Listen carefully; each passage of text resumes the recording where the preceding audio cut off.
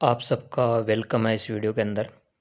आज हम कक्षा 10 विज्ञान का जो पार्ट है उसके प्रश्न उत्तर देखते हैं विज्ञान के। तो पहला प्रश्न है कि अलैंगिक जनन मुकुलन द्वारा किसमें होता है? ए अमीबा, हीस्ट, प्लाज्मोडियम या लेशमानिया। तो मुकुलन में क्या होता है कि एक जीव होता है, उसके शरीर पर एक संरचना बनती है और वो फिर अलग हो जाता है। सारे अलैंगिक जनन में ऐसा ही होता है, वो फिर नया जीव बन जाता है, तो ये हीस्ट में होता है। दूसरा प्रश्न देखते हैं कि निम्न में से कौन मानव में मादा जनन तंत्र का भाग नहीं है? अंडाशय है, गर्भाशय है, शुक्रवाहिका है, डिंबवाहिनी है। तो इसका आंसर हो जाएगा आपके शुक्रवाहिका। ये होती है नर जनन तंत्र का भाग है ये, ठीक है। तीसरा प्रश्न है, परागकोश में होते हैं बाह्य दल, अंडाशय, अंडक या परागकण। तो इसका आंसर हो जाएगा जो परागकोश में होते हैं वो होते हैं परागकण। चौथा प्रश्न देखते हैं अब, अलैंगिक जनन की अपेक्षा लैंगिक जनन के क्या लाभ है? तो अलैंगिक जनन में प्राप्त संतति जनक यानी पेरेंट्स के लगभग समरूप होती है, जैसे माता पिता उसे बच्चे होते हैं, क्योंकि इनमें एक ही जीव के डीएनए से प्रतिकृति यानी रेप्लिकेशन से प्राप्त होता है ना। अलैंगिक जनन में क्या होता है, एक ही जनक भाग लेता है, एक ही पेरेंट, उससे नई संतति बनती है, ठीक है। तो वो एकदम पेरेंट्स जैसी होती है, तो उनका डीएनए भी सेम होता है।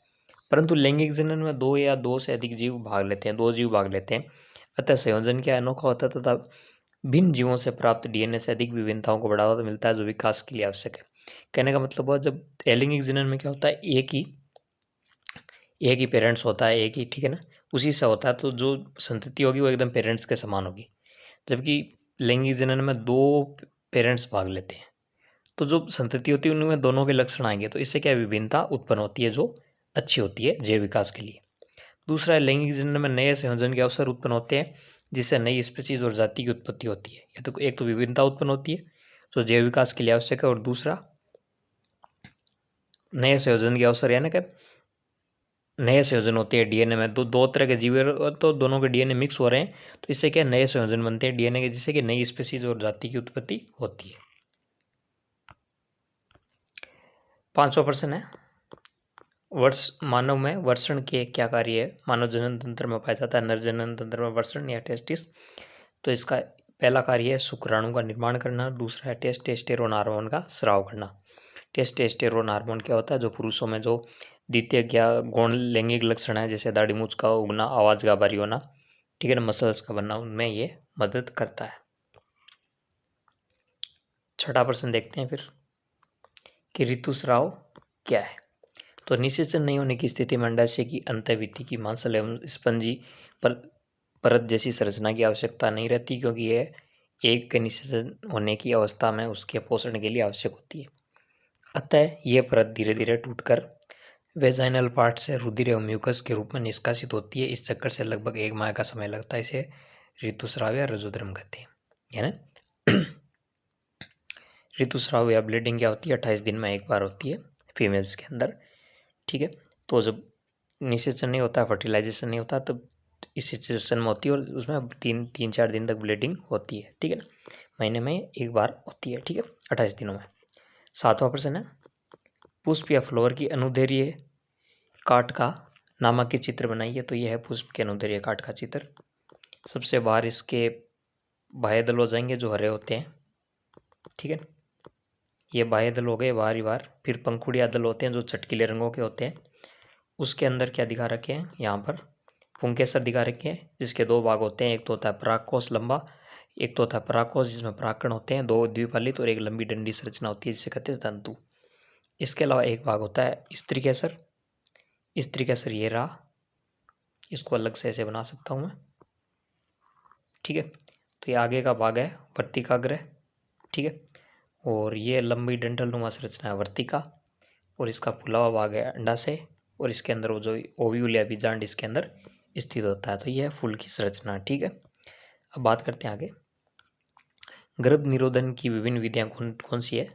तो पहला है फिजिकल बैरियर मेथड, यानी यांत्रिक अवरोध, ताकि शुक्राणु अंडकोशिका तक न पहुंच सके। शीशन या पेनिस को ढकने वाले कंडोम अथवा वेजाइन में रखने वाली युक्तियां जैसे लूप अथवा कॉपर टी को गर्भाशय में स्थापित करना। यांत्रिक अवरोध कौन से हो गए, एक तो कंडोम हो गया और एक कॉपर टी हो गई।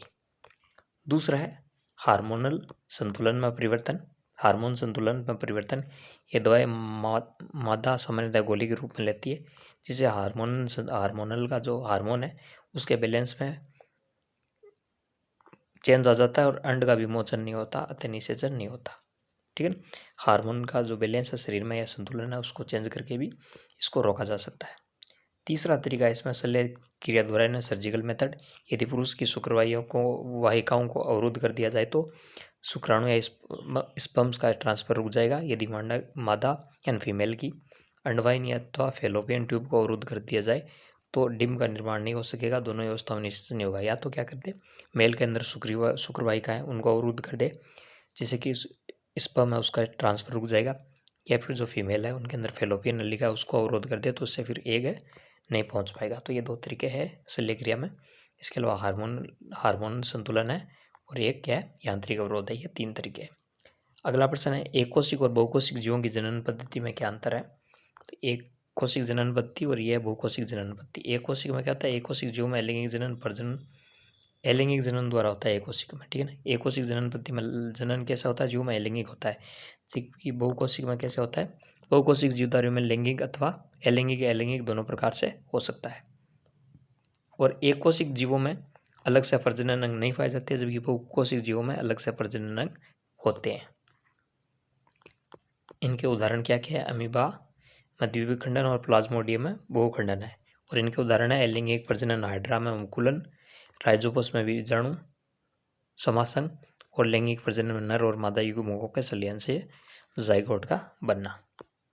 यानी कि बहुकोशिक जनन पद्धति है उसमें अलैंगिक जनन भी हो सकता है और लैंगिक जनन भी हो सकता है, जबकि एक कोशिका जनन पद्धति में सिर्फ अलैंगिक जनन ही होता है। ठीक है, और इनके अंदर अलग से प्रजनन अंग नहीं बनते, जबकि इनमें लैंगिक जनन होता है, वहाँ अलग से प्रजनन अंग बन जाते हैं। ठीक है, आगे बात करते हैं। अगला है, जनन किसी स्पीशीज की समष्टि के स्थायित्व में किस प्रकार से आएगा? तो अपनी जनन क्षमता के कारण जीवों की समष्टि पारितंत्र में अपना स्थान अथवा निकेत ग्रहण करने में सक्षम होते हैं। जनन के दौरान डीएनए प्रतिकृति का अविरोध जीव की शारीरिक संरचना एवं डिजाइन के लिए अत्यंत महत्वपूर्ण होता है, जो उसे विशिष्ट निकेत योग्य बनाती है। अतः किसी प्रजाति की समष्टि के स्थायित्व का संबंध जनन से है। यानी समष्टि यानी कोई भी जीव कितना स्थायी होगा, वो जितनी संतति उत्पन्न करेगा उतनी तो स्थायित्व उसका ज्यादा होगा। ठीक है ना। अगला प्रश्न है, गर्भ निरोधक युक्तियां अपनाने के क्या कारण हो सकते हैं? तो निम्नलिखित कारण हो सकते हैं।